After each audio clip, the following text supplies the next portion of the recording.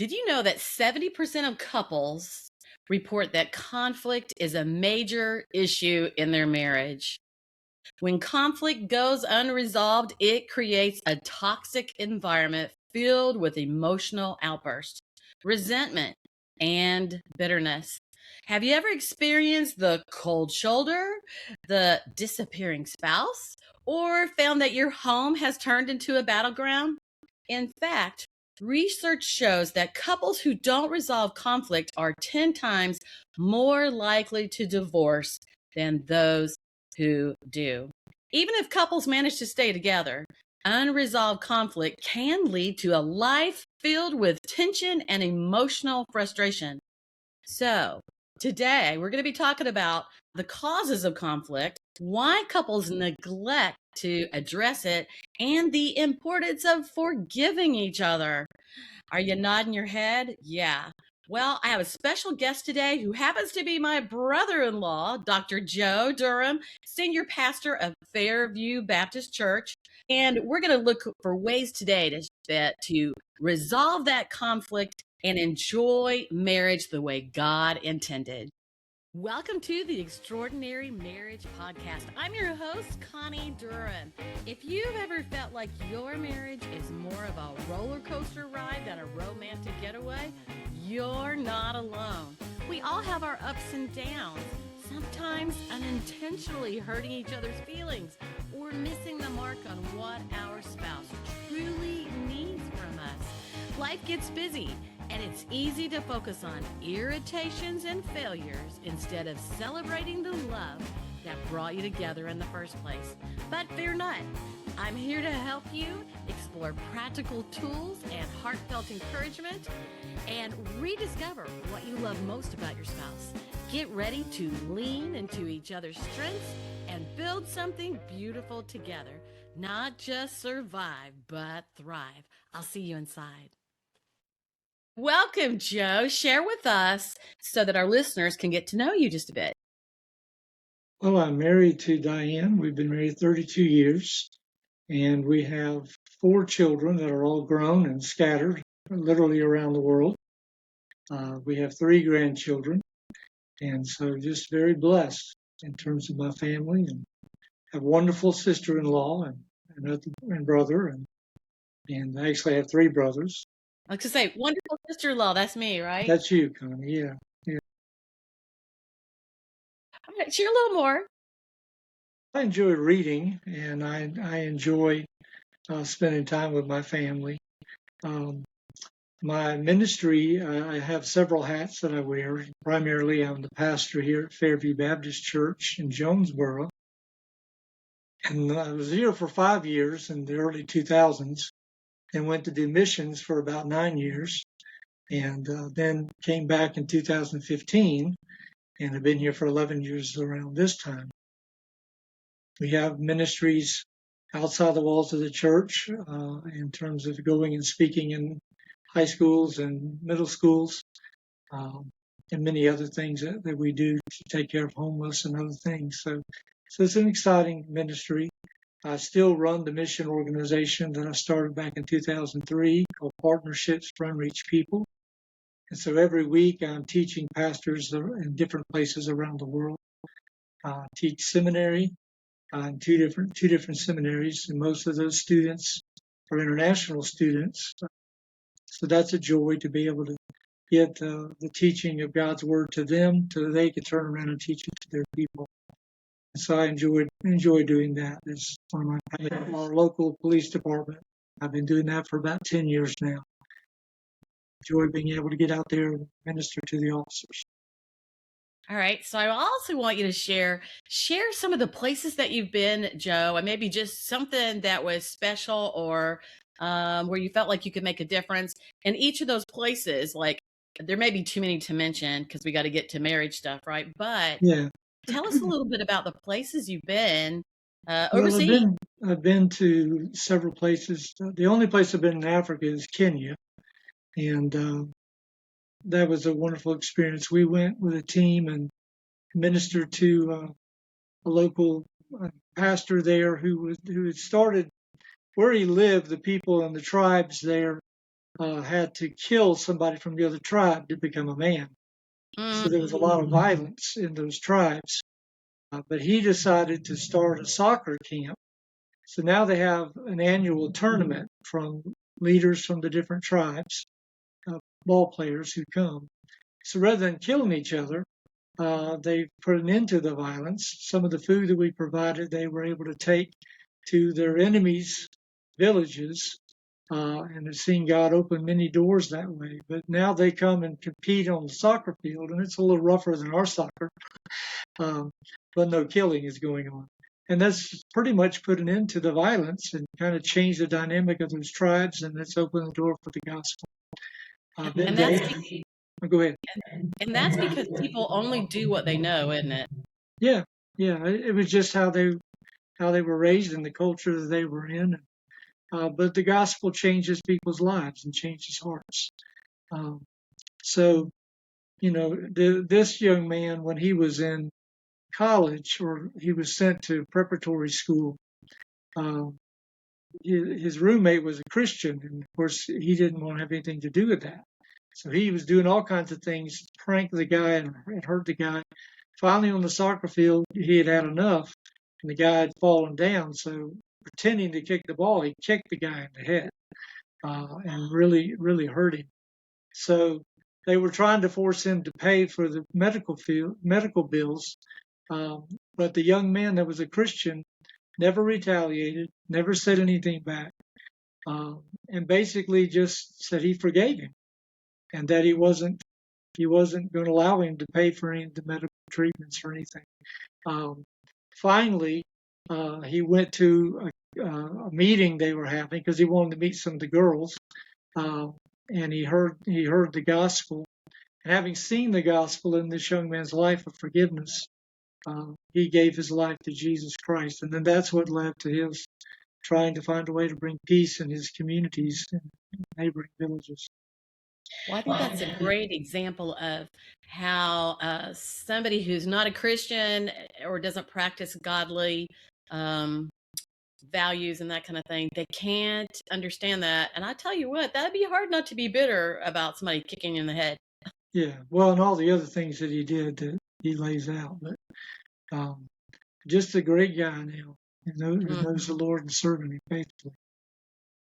Well, Joe, there's plenty of marriages out there where there's a lot of problems, a lot of challenge. It might be alcohol, it might be drugs, it might be violence, it might be words, screaming and yelling and whatever all. And it's hard to forgive people. It's hard to get past that conflict, especially if it's something that happens over and over.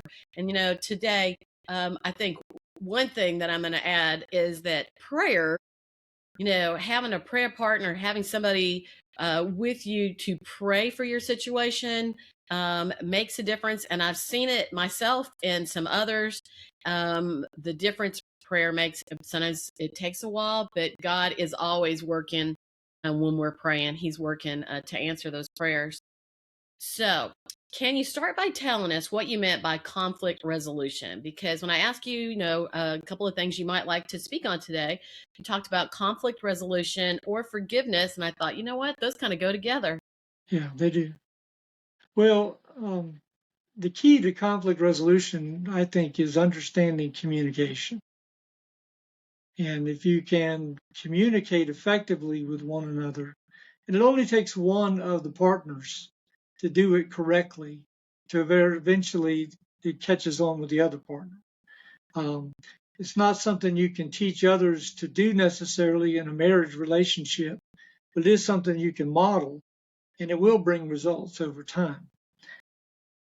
The communication, we have to understand, is not so much words.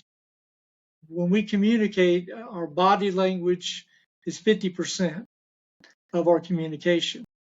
And our tone of voice is also 42 or 3%. So the content of the words is really only 7%. But most people think communication is what I'm saying. Now, what you say is important.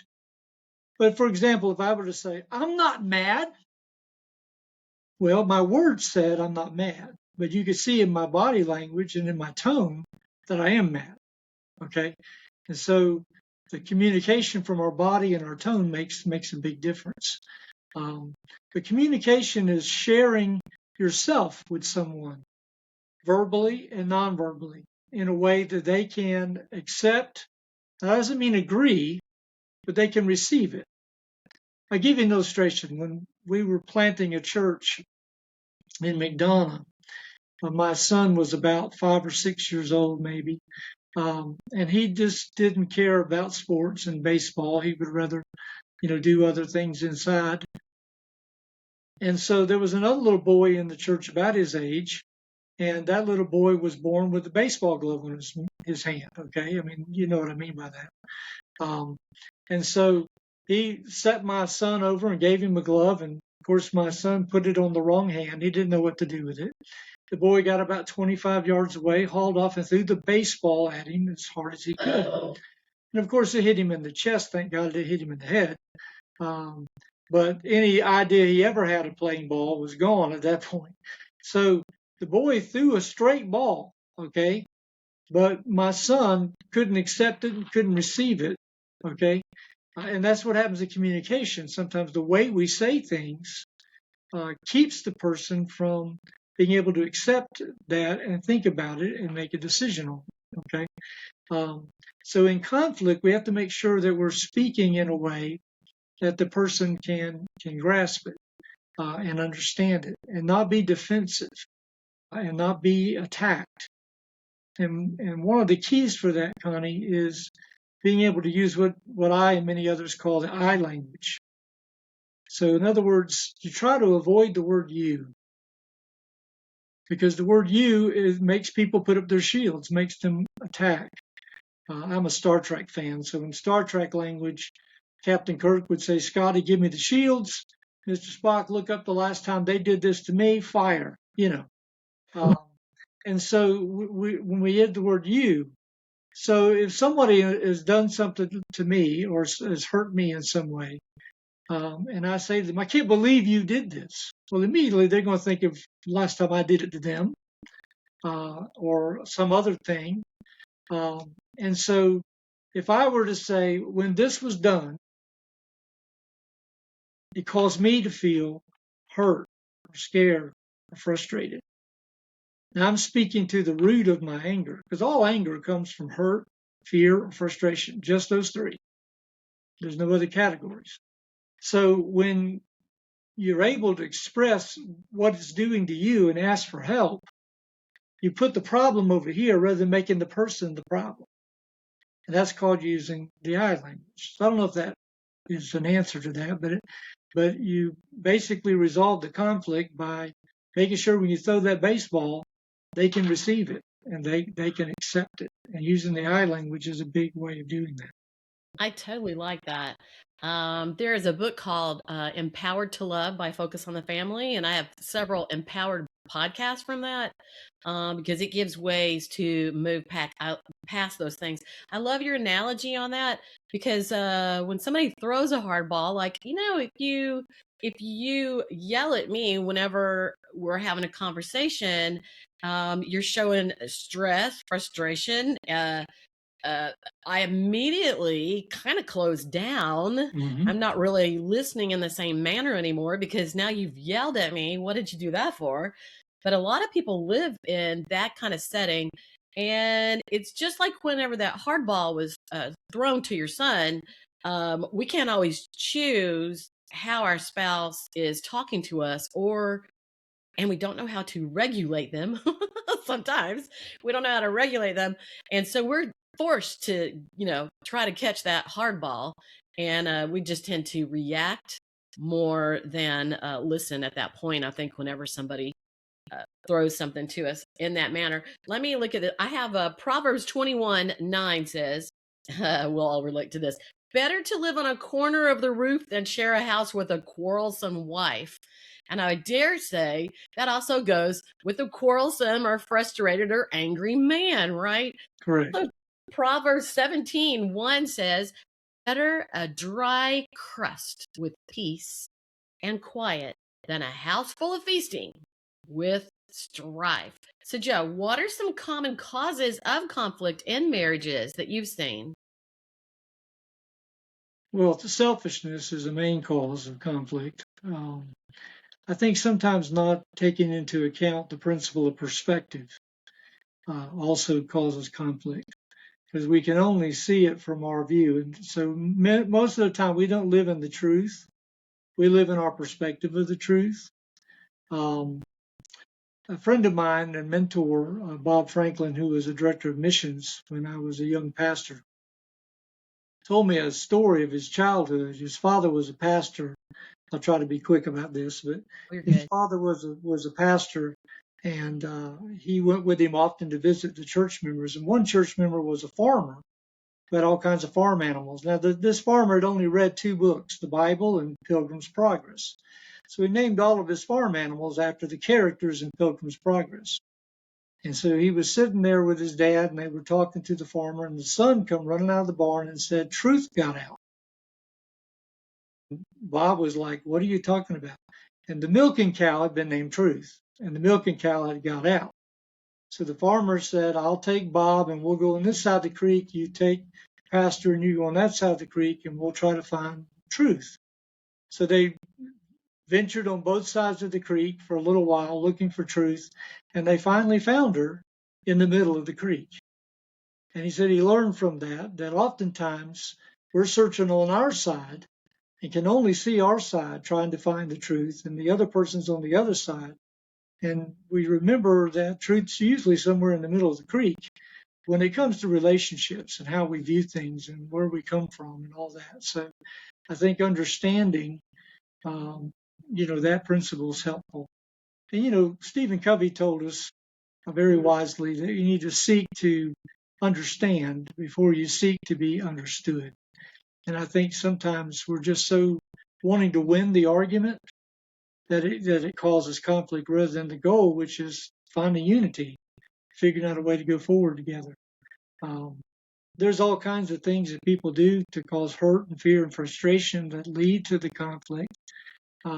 But we don't usually we deal with the symptoms, the emotion of the anger, rather than dealing with the heart of the anger. If somebody's angry, Connie, they need love, understanding, and acceptance, period. But it's not what you want to give them when No, they're it's angry. not. And I think going back to what you were saying about catching the ball, I think that, no matter what a person says to us or how they respond to us, we still get to be responsible for how we respond back. We still get to be responsible to be, if we're believers, to be filled with the Spirit and to come back with the I language. And if somebody's yelling and somebody doesn't yell back, you get tired of yelling after a while. Okay. Mm-hmm. If not, I think it's appropriate to call a truce and just say, "Can we come back in 30 minutes and talk about this? I need to go and pray, and get away and then come back again." But you can't just go and slam the door and call it a truce. I mean, you have to set a time and a place. But I think that that's an important thing to do. And in conflict, I think we also need to make sure that we're sticking to one issue at a time. Does that make sense? So, I don't need to give you a list of things you've been doing wrong, right? yeah, right. That, and sometimes we try to deflect. So the lady had a doorknob issue in the carport coming out to the carport, and she and the kids were getting locked out of the house constantly. And she had asked over and over and over for it to be fixed. And finally, he's going to work one day, and she goes, "Look, if it isn't fixed by tomorrow, I'm calling the locksmith because I can't have this continue to happen to me and the kids." He looks at her and he says, "You see this shirt? It's wrinkled. You promised you were going to press my shirts. Now I'm having to go to work with a wrinkled shirt." Her response in love and gentleness was this: "The subject is doorknobs. When we finish with doorknobs, if you want to talk about shirts, I'll be right here." But you can't talk about doorknobs and shirts at the same time. And I think that when we, like you were saying, list off 5 or 6 things, the person can only deal with one of them at a time. So you pick which one's the priority and use the I language to say, when this is done or when this is not done, it causes me to feel this. Now, I wouldn't say if your spouse is angry to say, "Okay, which one do you need? Love, understanding, or acceptance?" Because you're probably going to have something thrown at you. But you can understand that's what they need. I've learned to listen in the I language. So even if somebody uses you or attacks me in some way, I've learned to just simply say what they're experiencing is fear, frustration, or hurt. I got to figure out which that is. Because anger is a secondary emotion. It's like this paper. It's propped up. I move my hand, it falls. So if you want to stay angry, you have to keep feeding the fire. You have to keep fueling it with your mind. And I think that because what you were mentioning about bitterness happens from a lack of forgiveness, when people are dealing with a new situation, they're not just dealing with that new situation. They're dealing with all the other ones from the past that they've never really truly forgiven. Most of the times because people don't know how to forgive, which I'll be happy to talk about if you want me to. Okay, and we're gonna be going into that. You know, and a lot of conflict happens. Like I know for Jeff and I, we've been married 46 years, and usually, you know, we just have good conversation. I'm a good talker, he's a good listener, it works well, you know. But I've learned through the years to try to specifically be a better listener. But whenever conflict happens, people stop listening and they're thinking about how they're going to respond, right? Right. And so they're in the middle of thinking how they're going to respond and what else they can bring up, just like the wrinkled shirt was brought up in your story. And they're thinking about how they can respond instead of listening, trying to figure. And I know if Jeff and I, we're both, you know, we both present pretty calmly. I call that, you know, mutual respect. But if one starts getting a little louder, then the other starts getting a little louder. And I think we do that a little more as we're getting older than we did when we were younger. We need to be able to hear each other too. So, you know. Maybe that's it. Yeah, maybe that's it. But if he starts getting a little louder, I realize I start getting a little louder. And even though we've gotten along all through our married life, I start to realize that if I'd have married somebody with a really bad temper who yelled at me and was, you know, whatever all, I probably would yell back, you know. So conflict and frustration really do temper our emotions, and however we tend to react is some people just clam up. They clam up, don't talk at all. And I like to say, you know, you really can't argue with a brick wall, right? If somebody's not listening, and they're upset and frustrated about something, they're not listening, it really doesn't do you any good to try to meet them at the peak of their frustration. No, it's better to call a truce and just say, let's plan to talk about this tomorrow, or If they will, right? Huh? If they will call a truce. If they will, yeah, if Yeah. they will. Yeah. All right. So, why do you think so many couples struggle with conflict, with resolving their conflict? Why do you think that is? Well, I think you know, sometimes we think the other person doesn't want to, and so we don't make the attempt. Most of the time, though, it's simply because we've been hurt by things in the past, and so it's kind of like if you beat your dog when it's a puppy, when it's older, you reach for it, it's going to cringe, you know. So I think people naturally just, you know, begin to cringe. You But know what, Joe, I thought of something as you say that about the dog. What are those types of dogs that are like fighter dogs? pit bulls, Pit bulls. Okay, so like my son had a pit bull, and then it ended up staying at my house. But you know that pit bull, anybody who came up around that pit bull, they were afraid. They would not go to that fence. But that pit bull was friendly because like we raised it. Like he was just a regular dog. yeah, But pit bulls were known, you know, for lashing out or attacking and that kind of thing. And somebody who's had a lot of hurt and frustration in their life, not just frustration. I mean, if a kid is raised with a lot of conflict in their household, or even yelling and screaming that's directed towards them, right? Either they go in that shell or they come out and fight. And that's kind of like that pit bull. And so I've seen marriages where you don't understand why a good person, they seem like they're good in public, but yet then they're horrible at home. And I have found it is literally because of what you said. You know, they've had their past experiences in life have just been horrendous because of whatever it is, you know, fill in the blank. Yeah. And they're like that pit bull, which they only have one reaction, and that is to lash out. Yeah, I agree. I mean, and there's, when I'm dealing with police officers, they never go by themselves to an 86, which is a domestic violence call, because those are the most dangerous. And the things they tell me about and the things they mention and that's going on in the lives of people, most of it stems around one or more of the partners being selfish and only focused on themselves. But, we're talking about a biblical marriage.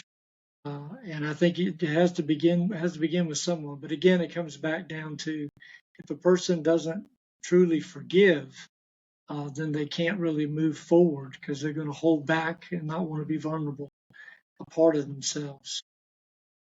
And I also don't think a person, if they're being abused, should stay in that abuse.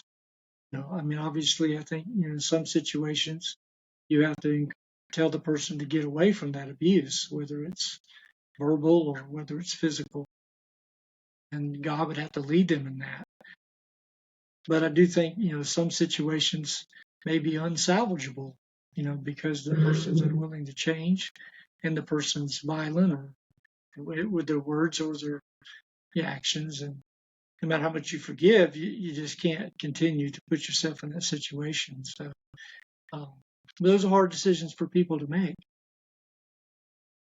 Well, and it's probably also important to figure out what your top emotion is and how to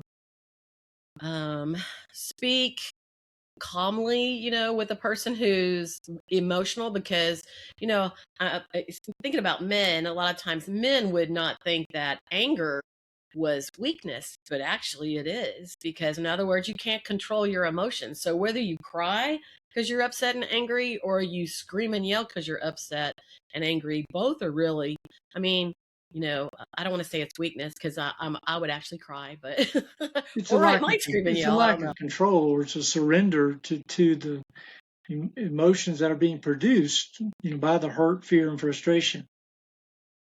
So when we see the anger in ourselves, we have to identify what's the cause of that and try to address it.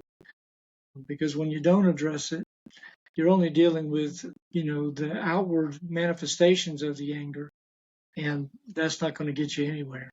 Not going to solve it. Joe, what is that? What is AAA? Awareness.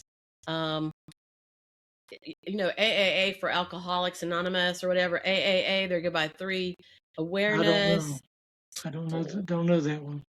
Yeah, I just saw it the other day. But if somebody wants, if you want, for our listeners, you could Google that AAA and what it stands for, and it's really basically um, becoming aware that there's a challenge, and it's for people to stop and think, well, why are we having a challenge? Maybe talk to each other when you're not emotional and when there's not something going on, and when you're both rested and maybe in a better spot.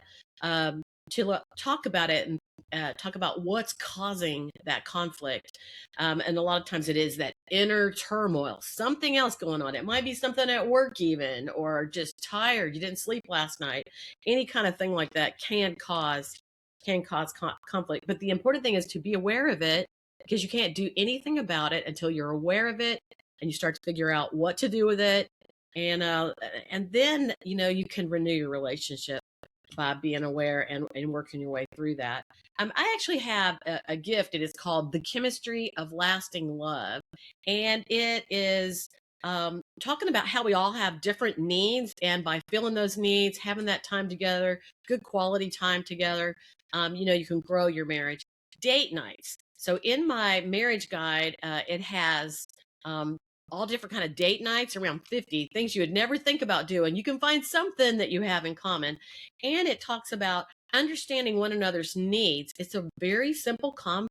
And if you know, go to theextraordinarymarriage.com and get it and download it, print it, sit down and talk about it. Have a little date night, where you have conversation instead of watching TV, right? Um, and begin to work through some of those things just by meeting each other's needs. Like some people are adventurous. Um, Some people, they're very security minded, and it's just figuring out what each of you needs most. So, all right. So let's talk about some people, why some people recognize conflict and others don't. Like some people stop and they realize that they have conflict, and other people just keep making their way through it, never acknowledging it, never talking about it. Why do some people just not stop to evaluate? I don't know, other than they live in the moment, and don't like to see the big picture. And I don't know if that's a personality thing, um, or maybe they're in denial and don't want to admit that there's a conflict, that there's a problem. Or if they can't solve it, they just try to deny it and ignore it. But I would just be guessing. It depends on the situation and the person. Well, I think some people just don't take the time or to analyze or to figure out something. It's just like if you're sick and you're having, and you never stop to think, well, why am I sick? Or why am I not feeling well? Or why am I not sleeping well? Or why am I having stomach problems every time I eat? Whatever the problem is, if you don't stop and try to figure out what it is or what's causing the problem, then you just keep doing the same thing over and over. And what's that saying they say about if you keep doing the same thing over and over, you're going to keep getting the same thing over and over, right? Right, And right. so it's so important for people to look for some help, look for somebody who knows more than they do, look for a mentor. And Joe, it's kind of like you said earlier, we see the world and by through our eyes, through our personality. If we're a positive person or a hopeful person, we see the world that way. And if we feel done for, like there is no hope, or I'm in a dead end job, or my marriage is like really not great, then that's the eyes we see each and every day through. And so it's figuring out how to change that. Keep doing the same thing, you're going to keep getting the same thing, right? And I think some people are just tired from life itself and are dealing with different situations that have come into their lives or into their family that is draining them, and they just don't have the energy, to deal with it. So they push it down, thinking, I just got to get through this day. And I think a lot of people live that way as well. Um, but eventually things decay and erode to where they can't be fixed. Um, and so it is much better to stop and do that evaluation. It doesn't take a lot to stop and do that evaluation. And I've witnessed in marriages that are having a hard time that it's very important to fill your own cup. So, what do you need? Is it lunch with a friend or a chat on the phone? Good old text is not very personal these days. Sometimes we just need to have a conversation with somebody, um, sit back and read a book, take some time by ourselves, uh, get up and out of the house. I'm a people person, and sometimes, I'm kind of depleted of energy if I'm at home by myself all day and I don't feel, fulfilled. So people have to figure out what they need, Yeah, and they have to fill their own cup because your spouse is not responsible for filling your cup. But if there's a lot of conflict, they can certainly deplete your cup. I mean, it just, sucks the energy out of the room when there is conflict. So, what are some ways that couples can communicate better during times of conflict? I think you probably covered some of those. You might think of another, um, but ways that couples can communicate during times of conflict. well, again, I go back to the I language. I think knowing what you want to communicate. You were mentioning earlier that the art of listening, sometimes when somebody's sharing something, especially in conflict, somebody's sharing something, we're thinking based on the first two or three words how we're going to respond, and so therefore we're not listening. So I teach people to do something called mirroring. I make them do this when they come in for one-on-one counseling. We determine what they're seeing as the issues in their marriage, and one may have three and the other have four. Well, they have seven, or one has one and one has 10. They have 11. Okay, and I make them understand that these are their problems. So I have a little brick and it, has problem on it, and so they're not the problems. This is the problem. but we make them address it, but they have to talk to each other. And the way mirroring works is um, the one spouse would say what they're thinking, the other spouse has to repeat it. They have to say, I hear what you're saying is this. They repeat it. Then the other person could say yes. There have been many times in my marriage that I've said, what I hear you saying, sweetheart, is this. And I would get the response, I'm not saying that at all. Because men think in concrete words, women think in emotions. I've had ladies come in my office squabbling about something at church. Thankfully, it hadn't happened in a long time, but in the past, I've had that happen. And I talked to them individually, and you would have thought they were on different planets. When you finally get down to it, one of them would say, I know what she said, but what she meant was. Okay, so they're reading intent, they're reading motive, they're reading all these things into it. It may be correct, but I'm just trying to figure out what was said, because from my perspective, what was said is important, not necessarily what we think they meant. So I think knowing those gender differences is a helpful thing, but in mirroring, when she said to me, that's not what I'm saying at all. I said, well, tell me what you're saying again. I'm going to try to get it. And then she does, and I said, okay, this is what I hear you say. And once I get that correct, sometimes the first time, sometimes the second or third time, once I get it correct, I understand what she's saying and what she means.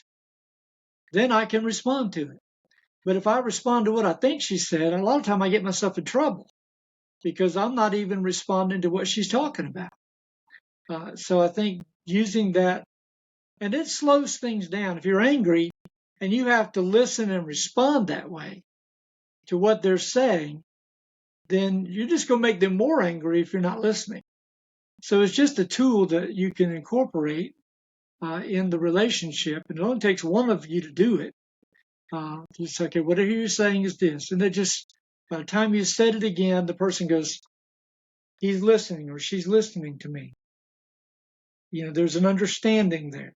They really want to know what I'm saying before they respond. That's a respect that's there.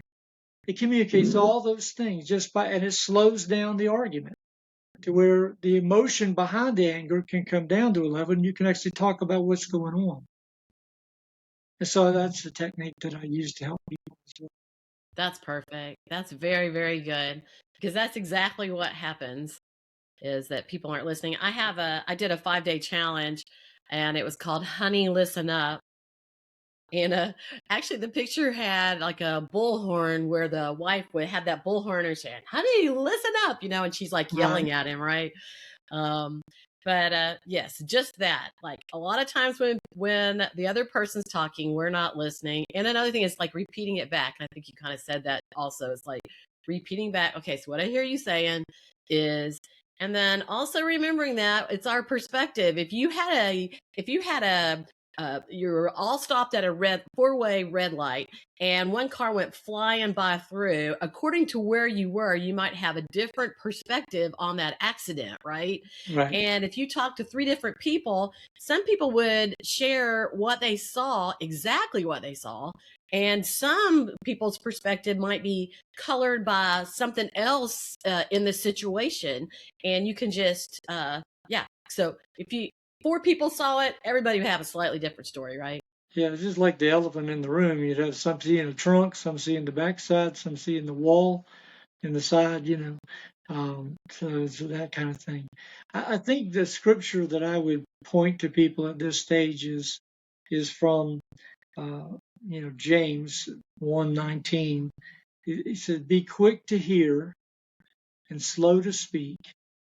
The old joke is God gave us 2 ears and 1 mouth for a reason, right? That's right. So if you're quick to hear and slow to speak, then you have no trouble being slow to anger. But if you're quick to speak and slow to hear, you're always going to be responding with anger. So we're to be slow at 2 things and quick at 1 thing, and that's listening. And that's kind of like the personality styles that I teach on. Of course, I would be quick to speak, and I'm really pretty quick to hear too. But I remember being with somebody who I was talking with them, and then I've learned, because I am a quick speaker, that I have to wait sometimes for people to process process what I've said because they're thinking about what they're going to say. And what happens is when we don't think about what we're going to say and we are too fast, that does often cause more conflict. Definitely. All Well, right. So, I'm a Joe, fast preacher. My people will tell you that, and I cover things quickly, so I get a lot covered in a short amount of time. So I provide outlines, full manuscripts for my people, so they can go back and look at it for whatever they missed during that moment. Um, but and I've tried to work on that and be slower. But um, part of it's just part of how I'm made up. So, I like quick, Joe. That's a good thing. Don't, yeah. Some people like quick, some people don't. You can't please everybody but ever, when you make a right? point, whether you're preaching or whether you're just talking to someone, you make a point. It's automatic that if it connects with them, that they're going to try to think about that point. So if you're in a relationship and that's happening to you, so time out just a second. I'm thinking about what you just said and deal with that. It's okay to just say, hold on just a second. What you said earlier, because that lets the person know you're really listening and you want to keep listening. But if they just keep blowing over five things, you can't deal with the first thing that's resonating with you. Um, so having that freedom to be able to do that. Now, when there's a lot of conflict, it's hard to practice that. So like you said, you have to pick your moments. Sometimes in the heat of the battle is not the time to solve it. You try to make sure you don't do anything to injure that person verbally or any other way. Um, and even if you don't call a literal truce, in your own mind, you can say, we're going to talk about this again, but when we're both calm. And it's not something that's pressing on us, so we can think about it. And I've had to use that many times in our relationship, because sometimes the initial response from me or from her has been negative. And then you wait a couple of days, talk about it, and then they come around to more positive, whether I'm the one changing or she's the one changing. But you have to have that calm environment sometimes to do that. Yeah, I like what you said that in the heat of the battle, it is not the time to try to solve whatever that is. You never think about that. You're just reacting. It's emotional. But in the heat of the moment, it's not the best time to try to resolve something like that. Um, let's see. So when I think about forgiving, I forgive quickly and easily. But if somebody doesn't say they're sorry and they're not sorry, Joe, that's hard to forgive. Yes, it is, but we have to understand that forgiveness is a command from God, but all of God's commands are for our good. And the hardest thing for people to grasp about God's command to forgive is that it's never for the other person. The experience of forgiveness is always for us. And so when we say it's hard to forgive, we're thinking that our act of forgiveness is doing something for the other person. We're going to change the other person, or the other person doesn't deserve it, or they've done the same thing again and again and again, or they're not sorry for it.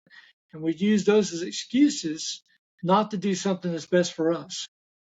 So we end up hurting ourselves trying to punish somebody else. How many people do you know who've been bitter for decades? And the person that hurt them, whatever they did, has gone on with their life and doesn't think about them ever. That's But they right. relive it. We call it self-perpetuating injury, self-inflicted re-injury. The person is re-injuring themselves, and it's far worse today than it was 10 years ago when it happened, because they just keep re-injuring. They have to fuel that flame of bitterness by continuing to repeat it over and over again. And I think that sometimes well-meaning Christians who've actually, I don't really personally think you can forgive unless you've been forgiven by Jesus Christ. Because the power to forgive is actually using the forgiveness he gave you. But where we have to start is understanding what forgiveness is not. Because I think sometimes people, even believers, have a wrong definition of forgiveness.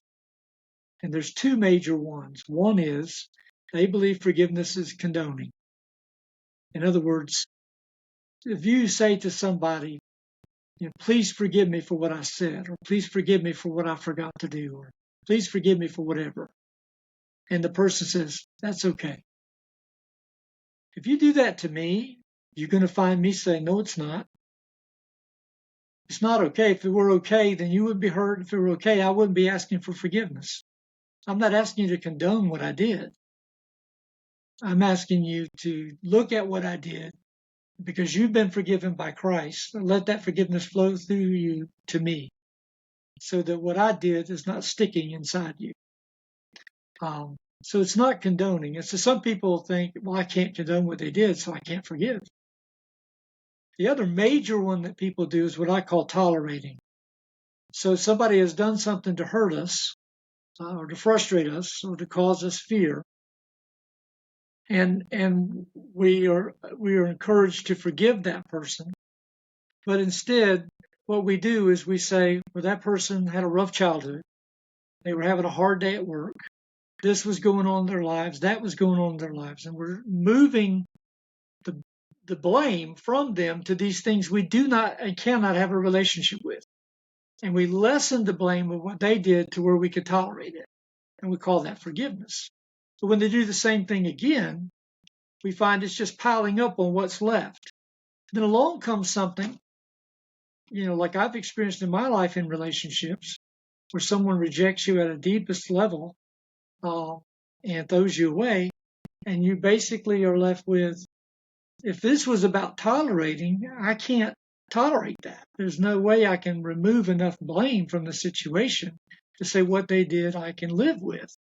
And you realize when people face that, they think, I can't forgive. Well, they're misunderstanding. Neither one of those are forgiving. Condoning and tolerating are not forgiveness. And the way we know is because the Bible says that we're to forgive one another the way God through Christ has forgiven us. So God never said our sin was okay. Okay, He never condoned it. And He never said, well, I'm not going to hold you to that sin because this was happening in your life and that was happening in your life.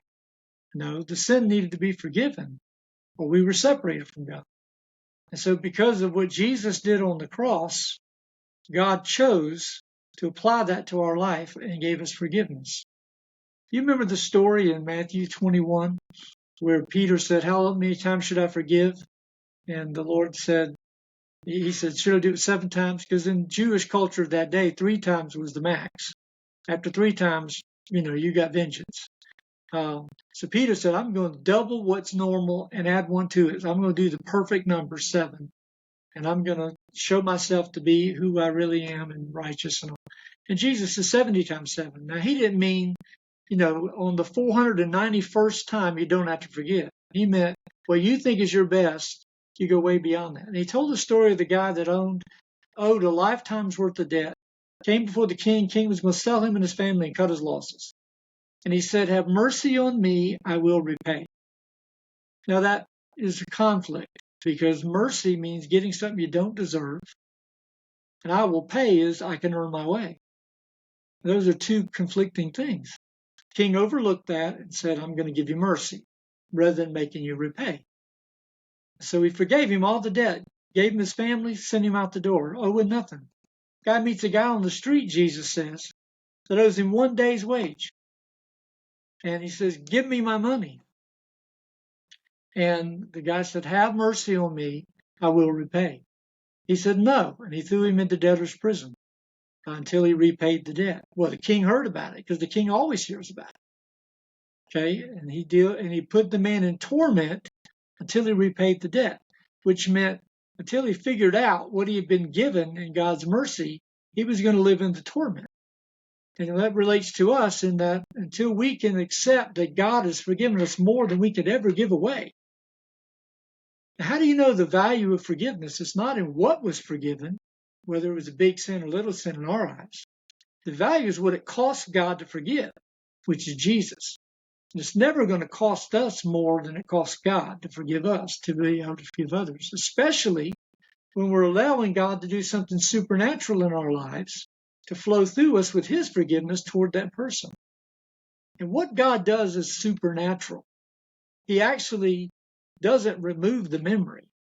He just removes the pain from the memory. And forgiveness is a choice. And sometimes it's a process of making those choices, but it's a choice that we make. to allow God in obedience to God to flow through our lives to forgive the other person. Now, what the other person does with it is not really about that person. It's about us not being in torment because we haven't understood that God gave us mercy rather than making us pay. And I think if we have the wrong definition of forgiveness, we end up thinking we forgave when we really haven't. And we still have the pain with all those memories. I have a somewhat photographic memory. The older I get and being banged in a car accident, I now have fuzzy pictures, okay, but I still have the pictures. I remember, for the most part, in all the things I've been hurt, I remember where I was, what they were wearing, what they said. I remember all those things, but I don't hurt. And because I don't hurt over it, I don't dwell on it. Because I don't dwell on it and hurt over it, when a new situation happens, I can just deal with that situation. Now, you can't get forgiveness in advance. God, please help me forgive this person for all they're going to do. Now, you have to deal with it as it comes. But I have people write down what the person has done, and then I have them thank God for his forgiveness and ask God to flow that forgiveness through them toward this person. Then I ask them to do some kindness, whether it's praying for them, sending them flowers, buying an ice cream, whatever, do something kind to express love to that person. If it's an abusive situation, you pray for them. But you do something kind for that person to do the final release of that bitterness from your life.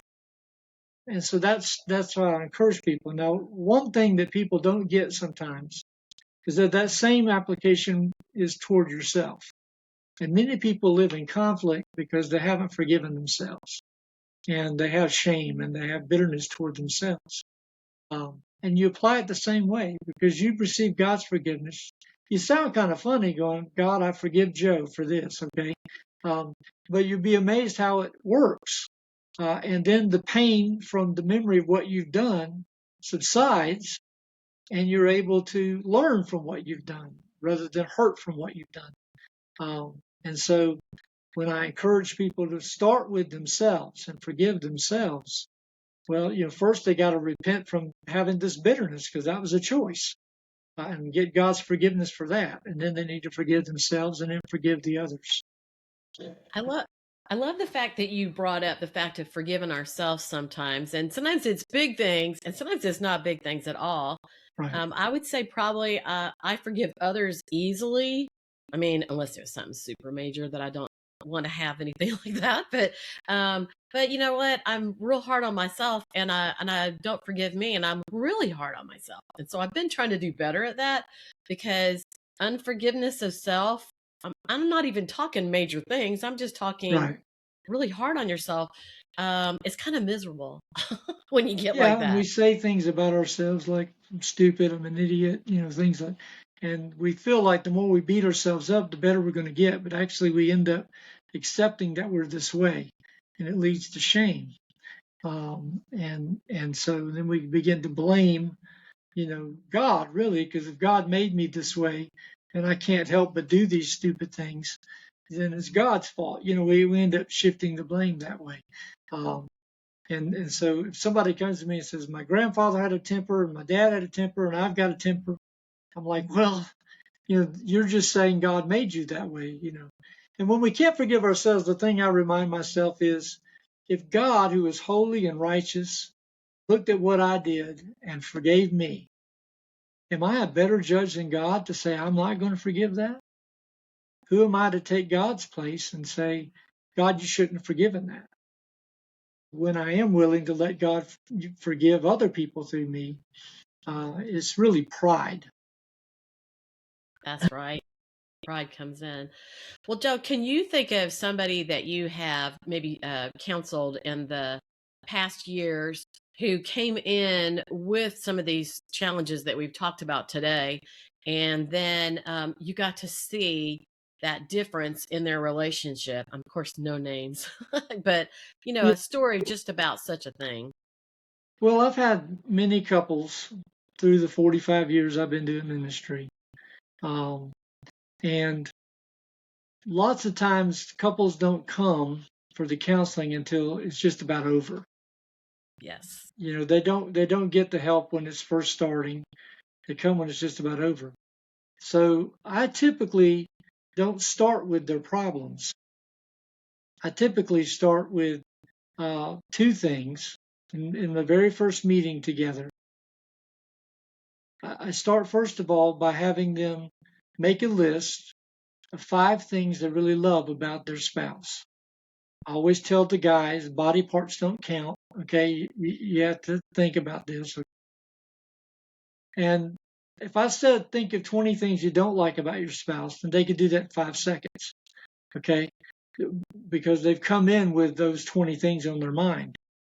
But I want you to think about your spouse and why you married them and what you really love about them, and write it down. And I give them time, and sometimes it takes them 10 or 15 minutes to write 5 things down. I have them turn their chairs toward one another. And I've seen this lots of times when they came in, wanting to end it all, and and I make them one at a time read one at a time. So she'll go first and she'll read one, then he has to read one. I love you because, and then list it out. By the time they get through all 5 of them on both sides, you can just see the change in them. Then I remind them of the truths of who they are in Christ, and that, because of the love of Christ, we have acceptance and we have no condemnation. I just remind them of who they are in Christ. In many cases, I've been able to lead people to Christ at that point. But the main thing in that is, then we sit down, in the next few sessions and outline what the problems are and agree that we have these problems. And then I just have them go through the mirroring and have them go through working out the details. I give them counsel from the scripture. And I've seen couples that were ready to get divorced start with forgiveness and expressing their love. They make a mutual commitment. And as they resolve the problems, I have them make a covenant with each other over that problem, facing one another. I commit to this in regard to this situation.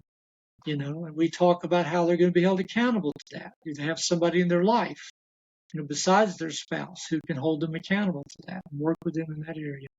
And I've seen marriages come back together. I have one couple comes to mind who've been married probably over 40 years now, that were right on the verge, leaders in the church where I was a pastor many years ago, and sat down with them, worked through these things, and strengthened their marriage. So, and everybody can do it. It's just a matter of applying the principles and being willing to do it. I've had some, to be honest, who've come in with it so far gone. Most of the time when it gets to that stage, you've had one who's been working on it while the other one refuses. And then when that one decides it's time, the other one's given up and don't want it anymore. But lots of times, there's been a handful of times, I guess, that, they've stopped the counseling and done what they're going to do. But that's just because they came in before the principles and they weren't willing to do the principles. Well, I agree that most of the time when people finally reach out for help, it is right about too late. But it really is never too late if people will stop and listen, because they've quit listening to each other. It's kind of like there's a block wall, not a brick wall. Those big old fat blocks, piece by piece by piece by piece, and they built it all up between them until they can't even see or hear or want to see or hear from each other. And most of those blocks are bitterness. Yes. From unforgiveness. Yes. And so I really want to encourage people that, if you are having challenges, sometimes they're not as big as you think they are. They're just communication. I think that's where Joe started today, is like communication problems, because people literally communicate differently. Some listen to every word. They're great listeners. And some people are so full of themselves, they're just talking. They don't mean to be that way, but they're just talking, and they're not listening. And unless you're listening to one another and you I love where Joe, you said, asking them what they love about each other. And sometimes at that point, when that big wall's in the middle, they're like, nothing. They're thinking, Right. nothing. I don't You like can't even nothing see about that this. person over the wall. Yeah. That's Yeah. right. So, and the fact that, you sit there till you figure it out, because there was something whenever you first got together or you first saw each other or you were dating or you first got married, that you did love about each other. And you've just gotten all caught up in life, all caught up in the stress, caught up in maybe things that you each do that irritate the other. And there is hope, but you really do have to. You need a mediator of some sort, somebody who's going to be able to help you see the middle. Joe also talked about that. You have to be able to see that middle. And sometimes we just can't see it, for everything else that's right in front of us. So, Joe, I thank you for being with me today. I Oh, think it we was had a a long joy and an honor. conversation. Thank you. Yeah, a lot of good words and a lot of good counseling that you shared with us from your years of counseling with people, in your churches. So I thank you for being with me today. You got a last word? Just appreciate the opportunity, and we need to pray for the marriages in our country, and it begins with our own marriages. Um, it's sad to see marriages of 30 and 40 years, end because they just neglected each other through the years. And I think sometimes people, when they don't have premarital counseling and have to deal with some of these issues up front and know what's going to face them, end up with an image of the person that's not the real person. And then they get disappointed in the relationship because who they marry is not who they dreamed that they were marrying. So I think that premarital counseling is very important if couples are watching this that aren't married. 85% of those who have 5 or more Christian counseling sessions before marriage survive. 85% who don't. That's why you have a 50% don't. So I don't do any marriages without at least 5 sessions to talk about communication and intimacy and all those different things. So they at least have heard it before they go in to have to fight the battles. So I think that's very important. Yeah, if you haven't heard it, you've never seen it, you can't identify it. I teach a class, it's called Rediscovering Your Spouse, and it actually uses all the personality styles because people's perspective is according to their personality style. That's how they see the world. Yeah. And people react emotionally because of their particular unique, God-given personality style. And when you start to understand your spouse's personality, it sounds kind of, lightweight, but it's pretty heavyweight. You start to Yeah. recognize that those emotions that are coming maybe against you are really not about you. It's really about them. Or maybe they're forgiving or they're not forgiving, or, they let go of stuff or they hang on to stuff all the time. So Rediscover Your Spouse is an online course that I have. And Joe, I want to finish with saying, so often people will not get any help until it's too late. So I just want to encourage people to, find somebody else who has a good marriage. It could be a parent, it could be a best friend, somebody who looks at both sides, not just the one side, not just your side, but looks Right. at both and evaluates and helps you evaluate in that. There's plenty of marriage enrichment classes. And I always suggest biblical counseling or coaching because they have your best interest, at heart, I believe. So thank you, Joe, for being with me. You're welcome. I enjoyed it. Yeah. So, all right. Well, I see everybody else back here for the next, The Extraordinary Marriage podcast. Thanks for tuning in to the Extraordinary Marriage Podcast with me, Connie Durham. Remember, every marriage has its bumps in the road, but with the right tools and encouragement, you can turn those bumps into stepping stones. Focus less on frustrations and more on what you love about each other. Grow together, laugh together, and love forever. If you enjoyed today's episode, please subscribe, share, and leave a review.